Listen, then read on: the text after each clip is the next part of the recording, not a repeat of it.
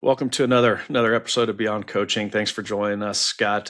David Durand with me here today, owner of Real Development, providing psychological insights for those to support modern athletes, certified performance consultant, author, clinical psychology background, pretty sharp guy. So, David, thanks for joining me today. Yeah, thanks for having me. Excited to talk. Cool. Well, so I've read your book.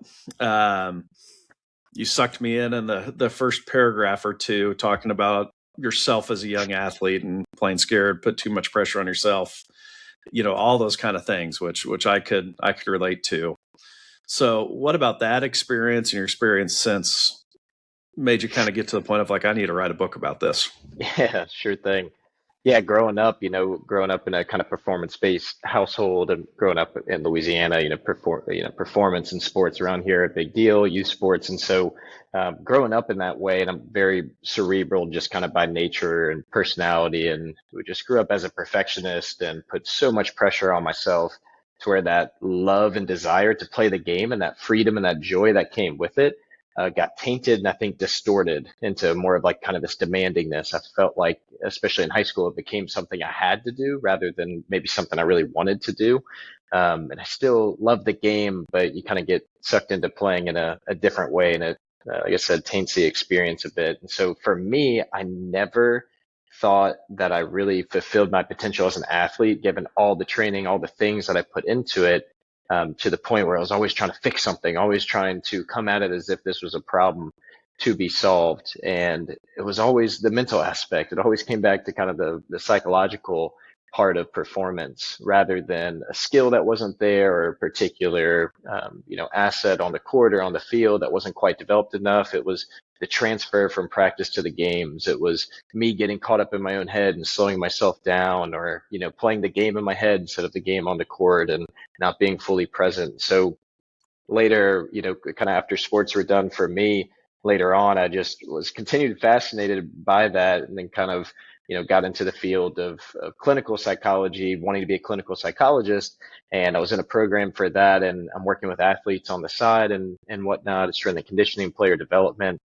And that's where I feel most like myself, just working with athletes, really helping people, which essentially represent like the younger version of myself. And those two worlds for me really just, collided, the psychological world and that professional space, and then working with athletes, but in a little bit more of an informal, just relatable way, building that relationship and helping them develop in their own journey. And so I stepped away from clinical psychology and specialized in sports performance psych, and then now work as a coach and consultant where I work with athletes one-on-one and work with teams, organizations, coaches to help understand modern athletes and the pressure they put on themselves, perfectionism, all these things, and what they can do to help, set them free a bit. Cool. So how long have you been doing just the sports and out of the clinical side?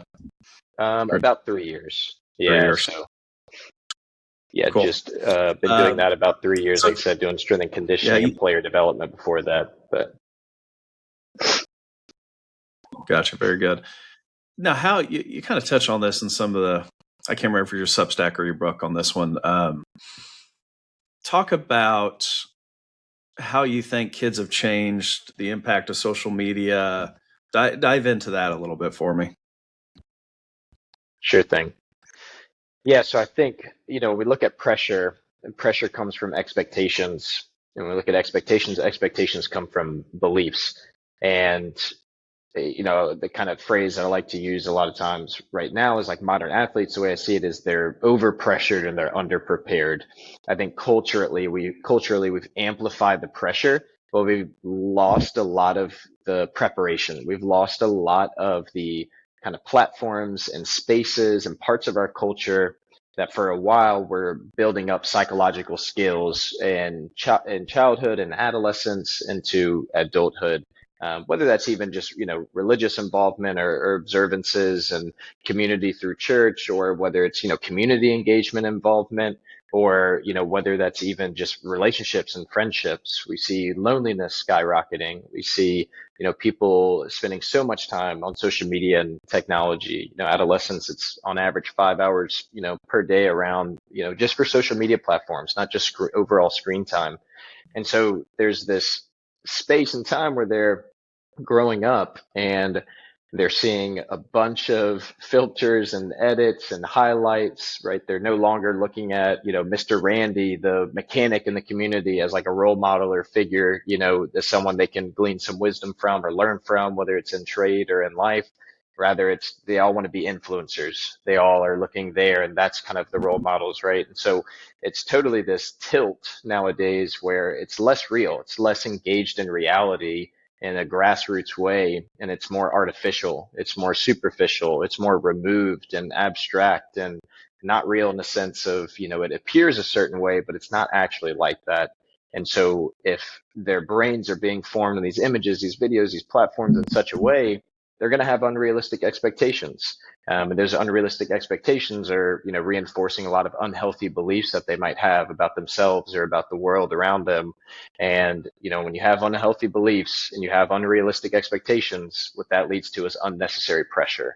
And that kind of cycles back through. And so we have more pressure, we have less preparation where they're building real friendships, relationships with themselves and others, being challenged, being pushed, doing hard things, not for the sake of status or image or validation, but for the sake of development.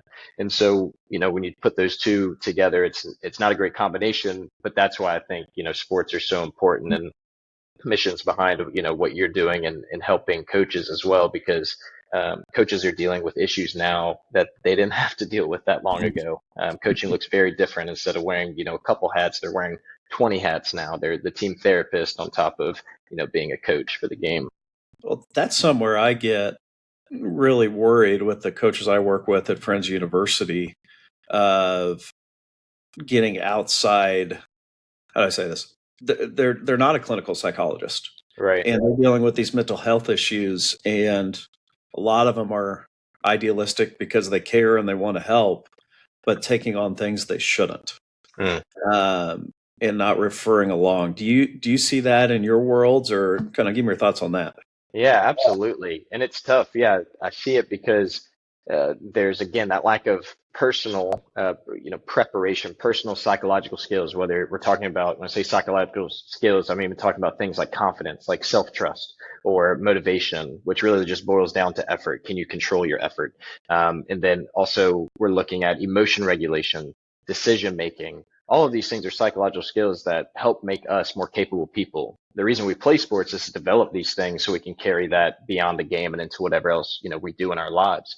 And so with coaches, it's less about the technical things of the sport nowadays with, some life lessons there, and just letting, play be play, but they're pressured, right, from the systems they're in or a part of, their own experiences, or dealing with these athletes to where, yeah, they're absolutely facing, a lot more depression, anxiety, things like this that are more clinical, but also just maybe it's not super clinical. It's just dysregulated adolescence. A lot of times they're just, they're caught up in their heads, or don't really know how to regulate their own thoughts or emotions, or kind of identify them or name them. I think there's just a lack of skills there, where then the coaches get kind of the overflow of that a lot of times, which is honestly too much to handle on top of Yeah, everything they're doing, right? It's like that's not, uh, like people say, it's not in the job description. And even if they're really caring and they show up and try their best, that's not their lane. That's not, how their gifts and talents typically, they're not equipped or empowered in those ways. And so it's a bit of an unfair,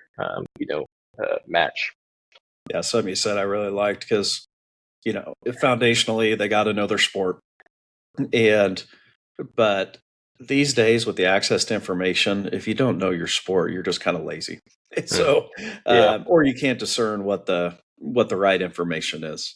So it gets down to, like, we talk in our stuff a lot about psychological safety and systems Mm. of care, and and that kind of thing of building an environment people can fail in.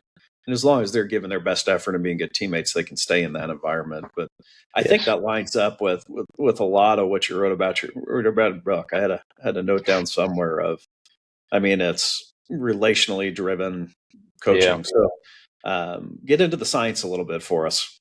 Yeah, sure thing, right? Because when we talk about this psychological safety, we're talking about the nervous system. We're talking about Mhm. this mind-body connection. And so as coaches, much of the time, you're asking athletes to do certain things. You're inviting them to play in certain ways. You're creating environments that hopefully, affords them the opportunities to showcase their skills, develop their talents. However, if the nervous system is not primed and ready to engage, if the nervous system is not primed and ready to, do the thing that we're inviting them to do, then they won't. And, we see that externally sometimes in behaviors, whether, it looks like they're moping or kind of rolling their eyes, or maybe they're just not there, like they're, hearing what we're saying, but they're not really processing it. And as coaches, we can get caught up in these kind of signs and symptoms, but we sometimes miss that underlying reality, what's happening on the inside. And that's where I think the science comes into the picture. And so when we look at a nervous system of an athlete, the framework is, pretty simple to understand. The main mode we're looking at, and there's three, is connection mode. And so this is where athletes are connected with themselves, are connected with their environment, connected with what they're doing. They're also socially engaged. They're engaged socially with, others, with their teammates. They're not totally shut down or on an island, but they're also not totally, goofing off and kind of going all over the place, joking with everybody. They're, focused, but they're also, receptive to what's going on. And so we want to be in connection mode, just as people, as coaches, but also help our athletes. So when you create psychological safety, it's enabling athletes to experience connection mode. They're able to get into connection mode so they can play their best. Now, inevitably, we are going to be thrown out of connection mode. That's life, that's sports, that's competition. And so we need to be able to understand that and then find our way back. And so the nervous system is most, flexible and adaptive in connection mode. And, if you think about your nervous system, you have a gas pedal and a brake pedal, just to put it plainly. And the gas pedal, right, you need with more intense things, and the brake pedal, you need to be able to kind of dial it back, calm down your emotions, rest, listen to coach. But then you got to go back in the gas pedal to be able to do that, intense movement and, get locked in and compete with, some aggression and some effort. And so it's this constant flexibility, staying connected. Sports require a lot. However, there's two other modes, right? Connection mode. And then if you get stuck in the gas pedal, which is how a bunch of adolescent athletes live nowadays, scrolling social media, feeling anxious, feeling insecure, and kind of overwhelmed, comparing themselves to unrealistic, standards all the time, and getting caught in their heads. They get stuck on the gas pedal, and the gas pedal is action mode. And so when you're stuck on the gas pedal, you're in action mode, which is very chaotic. It's very anxious. It's very, okay, I'm just going to go all in. I'm not listening to coach or my teammates. I'm going to try and prove myself. And so it's just very rushed. It's like they're not letting the game come to them. They're not flowing with it. They're just rushing, and, things are out of sync. And so when they're stuck on the gas pedal, that's action mode. But just like in a car, if you're stuck on the gas pedal for too long, what's eventually going to happen? You're either going to get in a wreck or you're going to run out of gas. And the same thing happens with the nervous system. You see athletes all the time. If they stay in that mode for too long, or sometimes they show up practice and they've already been in that mode, they end up getting stuck on the brake pedal, which is shutdown mode. And so you have connection mode, which is where you want to be, but we get pushed into action mode. If we're there too long, we get pushed into shutdown mode, which is just complete shutdown, looking lethargic, looking like they don't care, just withdrawing, kind of hiding and not really putting themselves out there in their sport or training. And so we see these modes all the time. And the reality is we all experience that as coaches, as people, as professionals every day. And so the question is not, how do I stay in connection mode forever? Because that's unrealistic and impossible. It's, how can I build the tie to connection mode, the relationship with connection mode? And then when I get dysregulated in action mode or shutdown, I find my way back. And then the question is, as a coach, how can I do that for myself? And then how can I help my athletes do that as well? So I'm replaying 1,000 conversations I've had with coaches before. Sure. I think misreading where kids are at, of this kid doesn't care, that kind of thing, Right. or they're not trying, and when I hear you talk, I'm like, well, they're probably in shutdown mode, or they're in action mode. How do you help coaches and kids really read where they're at and communicate that to become effective? Right. It's a great point. And I think even something as simple as these three modes, right? We can talk about, there's so many different feelings, emotions, thoughts, X, Y, and Z, but practically, how much time do coaches have with athletes? There's not much. And if we're spending all the time here, then what's getting done in practice, right? So practically, even just something as simple as this, right? You have three boxes here. It's like, okay, connection mode, that means I'm pretty balanced. That means, hey, I've got access to go, go, go and slow down.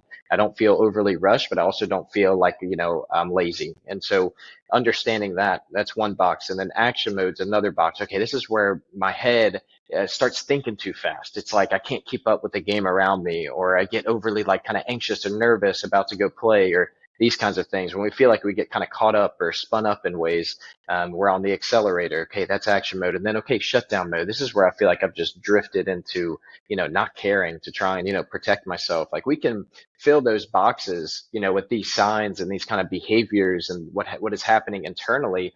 And that's very simple. It's just three things. And if we can kind of understand those three, then you can assess before training, before a game, you can assess your team. And most coaches can accurately do that of just kind of looking around and be like, okay, they look like they're in action mode, or, they look like they're in connection, or they're just totally withdrawn from the team. They're kind of in shutdown, right? And then we can talk about tools to how to, kind of help move them back into connection mode. But I think even just those three boxes, those three modes helps them just assess. It's an assessment tool of, okay, where are they at? And even more practically than that, Rob, this will kind of bleed into the tools if you're okay with that, and I'll kind of jump in. But the acronym for the book that I use is BET, B-E-T. It stands for breath, eyes, and touch. And so those are three ways to help athletes better control their brain and their body, their nervous system. So when we look at these modes, we can look at their breathing, at their eyes, at their touch as ways of assessing where they are in the mode. So if I'm, helping a coach, I'm having them see, say basketball, right, doing layup lines or whatever their warm up is before a game, having them kind of check in with their athletes and understand like, hey, are they able to hold a little bit of eye contact? Are their eyes bouncing around everywhere? Are they just like so laser focused that they're not even giving high fives, right, to their teammates? So kind of where are their eyes at? Okay, they're breathing. Are their, shoulders high and they're kind of breathing quickly with their chest and their mouth? Or is their breathing more settled and calm? Okay, their touch, are they, using their touch as, connecting with their teammates or being able to be encouraging, socially engaging? It's like, how are we using, right, like, our bodies, our minds to be able to operate in this environment? And those are kind of three tools we can, talk about, but it also works in kind of the assessment sense as well. Yeah. How do you, we're talking a lot, but you mentioned this in some stuff before we got on. We're talking a lot coach to player, but I know you're pretty passionate about, I totally agree with this, of just teaching coaches to be self-aware and manage themselves. Yeah. Do you think these tools work there? What advice do you have for people? And yeah, because I know like one of my biggest fears as an AD is a coach having a moment they can't come back from just in the emotional moment. And I think that's the extreme case of this. But yeah, dive into that a little bit. Yeah, that makes sense. And so, for me, I love the sports space, but I think we can overly get caught up in like tools and strategies. Now, I'm not dismissing practicality, but also, we as coaches and helping people, we have our own beliefs, we have our own prior experiences. And so without getting too abstract, we can have all the tools in the world, and honestly, we can use all the tools in the world. But if we're not shifting our underlying disposition a lot of times and our mindset and beliefs around ourselves and around how we relate to our sports as coaches, as people, then a lot of those tools are just a drop in the bucket. They can work, but they might just work momentarily, or kind of, these bigger forces are going to be acting against them. And so even with working with coaches, going at that deeper level, because as it's a little bit more nuanced, but for athletes, I'm trying to help them realize that they don't need to go prove themselves through their performance to overcome the insecurity inside of them. Because that's how, right, they're seeking external validation for an internal insecurity. But the reality is, in my belief too, Rob, is that that's human nature. We all have this internal insecurity. We're all trying to be enough. We're all trying to be, worthy of something and earn something. And so even helping coaches kind of become aware of their own drives for that, through their players, getting their players better and having them, whether it's success or like win more or just develop skills, or have, the season be recognized successful by the system they're in, whatever it is that they feel like they need to do in order to be somebody, in order to be themselves, and understanding that, hey, if we can just take some space from that and get in touch with who we really are, then we can operate, we can coach from a place of we're already enough. And now we get to go develop that and express that rather than try and earn it. We don't need to seek other people's approval, but understand that, hey, we have the belonging and love and everything we need inside of us. let's tap into that and let's go express that and contribute to the environment with that from that place rather than being so scared of messing up. Yeah, it's fascinating to me because amen to everything you said. I think there's a spiritual element there for many people too, but um, how sport has become the piece for so many people to try to prove themselves and earn accolades and find meaning. And at the base of it, I mean, I'm making my career in this, so I say it kind of jokingly, but sports are kind of dumb. Sure. Yeah. Right. So it's such an Yeah. interesting dynamic. I think it gets harder for coaches at times because it is their career, and too many losses may lead to them thinking they're going to be fired and all this kind of stuff. And it's fascinating. Right, right. Yeah, and I think that's really the mission that coaches are helping the players with and athletes is the same mission and journey that they're on themselves, which I'm Yeah, speaking for myself. That's why I'm doing what I'm doing because we may be a little bit more mature, a little bit farther down the road, but I think we're all on that same journey, which is what the heck do we do with this internal insecurity? How do we stay grounded and rooted in the fact that we already belong, we're already loved, we're already enough, and then how can we take that and be able to extend that into the world, into these, young people who are growing up at a time where they're overpressured and underprepared. The insecurity is peaking right now. So how can we help them, develop something internally that can face, the things that they're dealing with externally? yeah. Let's go back to your bet method a little bit, and I'm trying to think of how I'd introduce this to coaches because I think there's always a portion of the coaching room when I say, hey, or somebody tells them, hey, breathing exercises, probably going to lose them on some level. Sure. So Absolutely. what are the most practical ways you can dive into this with a coach to just have some basic tools to go for it? 100%. That's a great question, and I don't blame them, right? Yeah, they hear breathing, and it's like, whatever. However, right, then the question is, do you want your players to have better control over their brains and their bodies, right? And the answer is, prominently yes. And so then, okay, then let's have an experience. So if I'm doing a workshop or presentation, introducing a coach to it, the first thing I'm doing when I'm talking about breathing is that, okay, what we're about to do is just use a tool to have better control of our brain and body. Now let's understand something, and I'll have them kind of put two fingers on their carotid, on their neck, just so they can feel their own pulse, right? Their heart rate. And so what I have them notice is, okay, let's breathe a little bit, and then let's notice any differences between the inhale and exhale. Is there any differences in your heart rate? And then, we do it for a little bit and they go, oh, yeah, yeah. So like it speeds up when I inhale and when I exhale, it slows down. It's like, okay, now you just experienced that. So now you know for yourself that when you inhale, things are speeding up. When you exhale, things are slowing down. Amazing. So what about in moments of sport, like in your sport, like basketball, like where might you, speed up? And they're just like, oh, when teams like, full court pressing or, we're down a little bit and we're all kind of, just getting at each other, and they kind of talk through that. And it's like, okay, so do you need more gas pedal or do you need more brake pedal? Well, I need more brake pedal. I need to calm down. And it's like, or I'm going to pick up, a reckless foul or whatever. It's like, okay, so was it inhale or exhale that slowed you down? Oh, it was when I exhale, things slow down. Okay, great. Then let's work on that. So in the moment, what you can do is extend and exhale. So this is what we're going to do right now. And then I walk them through, right? We're just doing a little bit of breathing. We're focusing on inhale, but we'll exhale twice as long. Okay, how are you thinking? How's your brain and body feel? I do feel calmer, kind of, okay. And then I'll kind of take them through a couple more, a little bit, now they've got a little bit of buy-in, a little bit more kind of trust there, some more intense kind of breathing exercise. I'm checking with them, but they're having an experience, right? It's connected. And then we're also integrating it into their performance and what they're doing. It's not just, this separate thing, but it's this thing that can help them in the moment, but it's also something that can help them before and after to be able to handle that moment differently. And so, even just things like that, I'm staying rooted more in the science of it, the practicality, the brain and body connection there, because that's what all this is about. If you have better control of your brain and body, you're enjoying your sport more, you're learning better, and performance is going to improve as well. The overall experience is better. Yeah, my past world when I was coaching was baseball and studied Ken Ravizza a lot. I don't know if you've heard of him. Mm-hmm. One of his sayings, you can't improve your performance till you're in control of yourself and your body or something like that. Yeah, right. And as I was reading your book, I thought some about him. Then I also thought, I mean, so many things like, yep, I screwed that up. I screwed that up. I screwed that up. And I actually have this moment in my mind of when I was coaching. I had a player I love named Nick, but I'd get on him and he wouldn't look at me. And Hmm. I demand that he looks me in the eye. And Yeah. you would argue of like, hey, that might not be the best route to go. Yeah. Right. Share about that. Yeah. And so, eye contact is so interesting. And yeah, with coaching, it's tough because like I said, our own insecurities and things come up, but the reality is you're sacrificing so much time and energy and attention because you care about these individuals. And a lot of times it kind of comes up to the fact that they don't care as much as you do.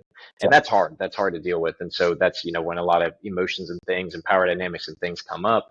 But what's tough about eye contact is because if we're engaging socially, eye contact is a way for us to connect, but also it synchronizes even our brains. So the science, shows when two people are working on like a shared task and there's more eye contact, their brains fall into a greater synchrony.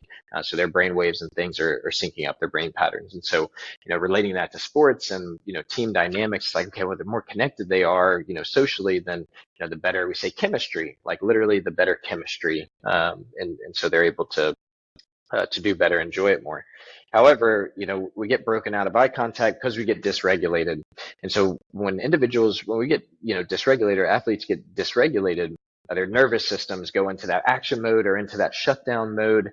And, that's interesting because they're not as capable of holding eye contact. And actually, when you're in a dysregulated state, you feel threatened.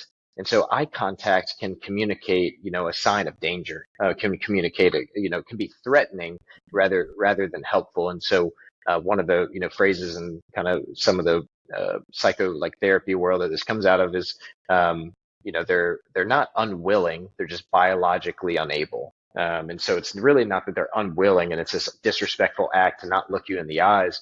They're just biologically unable. And even if you've had those moments as coaching where they finally like submit right to your authority and they look you in the eyes, it's like their eyes aren't really there, right? Or Yep. they're like looking at you, but they're looking beyond you or past you. And it's like there's not really that presence. Why? Because they're scared of something so much, that's in the future, there's some danger, or they're dealing with something else internally where they can't fully be present externally, or they're haunted by something in the past. And so, their nervous system just, it's not there. They're in some dysregulated state, either action or shutdown mode. And so being able, one of the other phrases is connection before correction. And so just being able to have people get into connection mode, giving them some time and space, because what you care about is, delivering an information, delivering an experience, so that way they can learn and get better and improve. That's what you're typically trying to do as a coach. Well, if you know that that's not going to go so well in this moment, it's actually probably going to hurt more than help, then, let's just table that for later until everybody's a little bit more in connection mode, and then that'll go more smoothly. But yeah, eye contact, it's a sign of connection, signal of respect and presence. And that's what we want in those moments, but that's not where they're at typically. So we kind of need to wait a little bit longer, do something else, and then, maybe come back to it. Yeah, I'd never thought about it until I read your stuff. It just makes a lot of sense. For my last question, I'm actually going to go off script a little more. You said something earlier about the purpose of sport, or purpose or life skills and developing those things. I read a research article this morning actually that said, like, yeah, in terms of developing character, positive traits, youth sports to a certain age is doing that okay. Then the research says it gets worse as kids get older. And I think it wraps up into identity issues that you're talking about and perfectionism, taking, all those things. What are some steps we can take to fix that?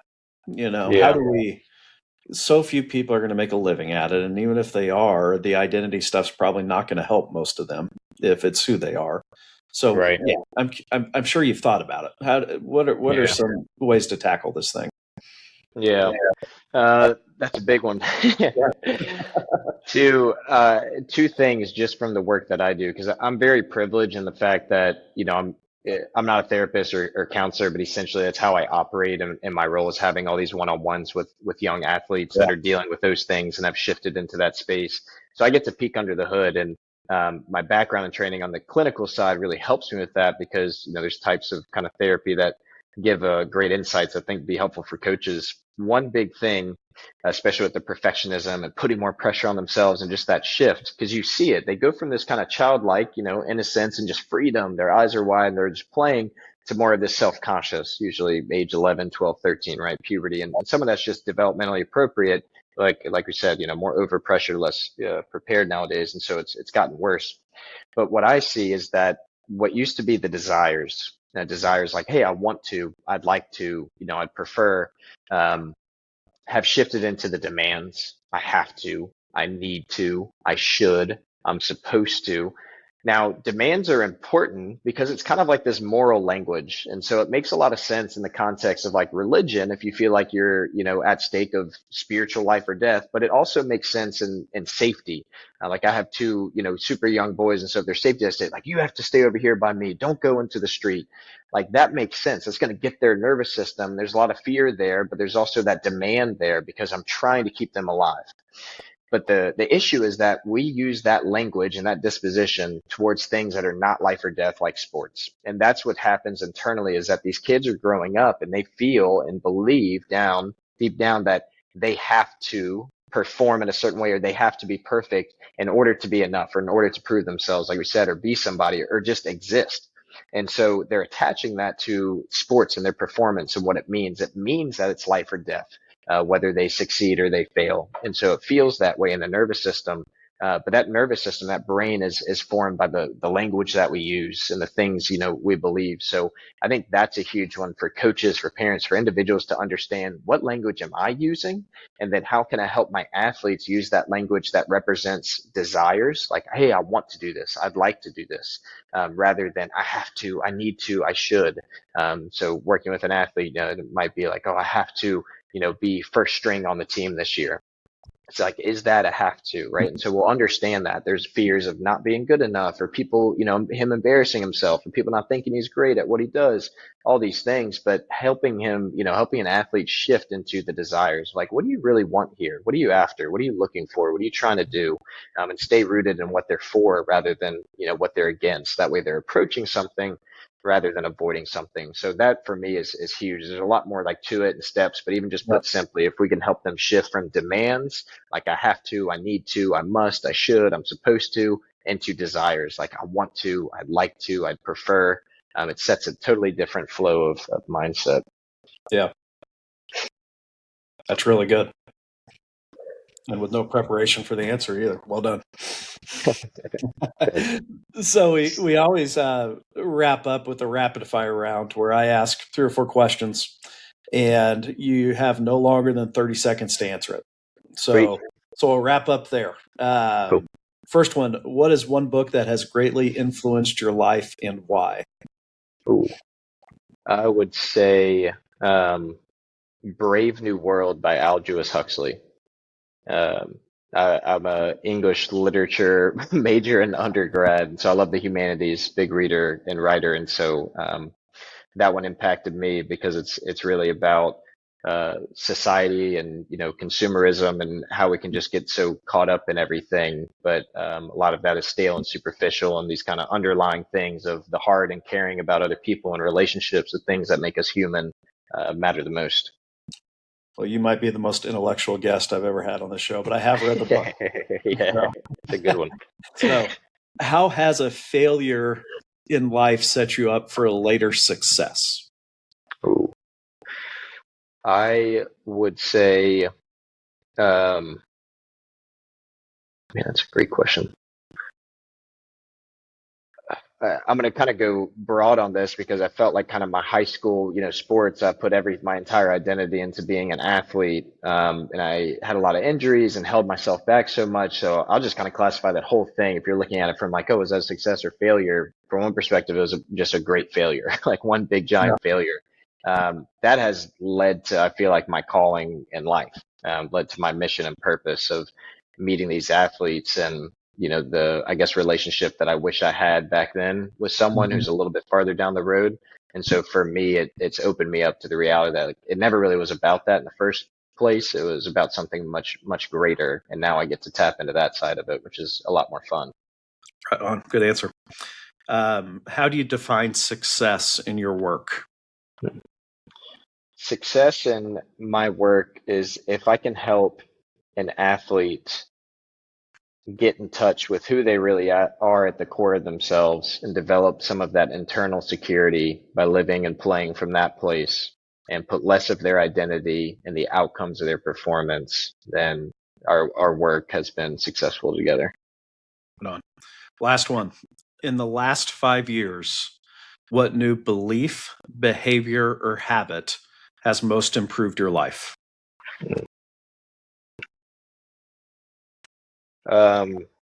There's a big thing called mindfulness, and wherever people are kind of coming from, right? And their beliefs are, religion, faith, all these kinds of things are just life. I think mindfulness has a lot of value because it talks about a disposition towards life, towards sports, where we're not so clinched on, but we're more open, we're more accepting. And so that way we can be more effective when we take action. And so just having a mindful disposition towards myself and my own relationship to sports and to the other people that I help. And so I don't feel like I have to have them succeed because that's a representation of me and my worth, but rather be mindful and open to, other people being different, be mindful and open to my own experiences and thoughts and feelings, and not so overwhelmed by things. So just that idea of being more mindful rather than controlling, I think has been huge.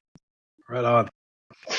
Oh, cool. This has been great. Why don't you take a second, tell everybody where they can see more of your work, buy your book, all that kind of stuff.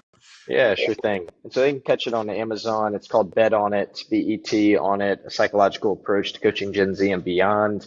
Have a website, realdevelopment.org. Get my email or business number from there and reach out. I'd love to talk and connect. And then I have a Substack as well. So Real Development is the name of the Substack. And I'm writing to the audience for my Substack is professionals working with modern athletes. So anyone in coaching or a parent, I think would glean a lot from it. But yeah, those are the places they can find me or reach out. Great. And we'll put all that in the show notes too, so everybody can just click and go. So, well, David, that was good stuff. Thank you. Thank you so much for taking the time. Yeah, thank you so much for having me. This is great, and I appreciate it. Cool. Well, appreciate the work you do. Thank you.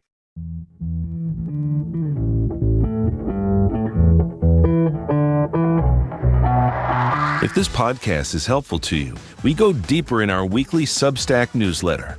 Subscribe at impactfulcoachingproject.substack.com. Every Monday, we share practical leadership frameworks, insights, and research for coaches, athletic directors, and leaders who want to build sustainable excellence. Link is in the episode description. It's free.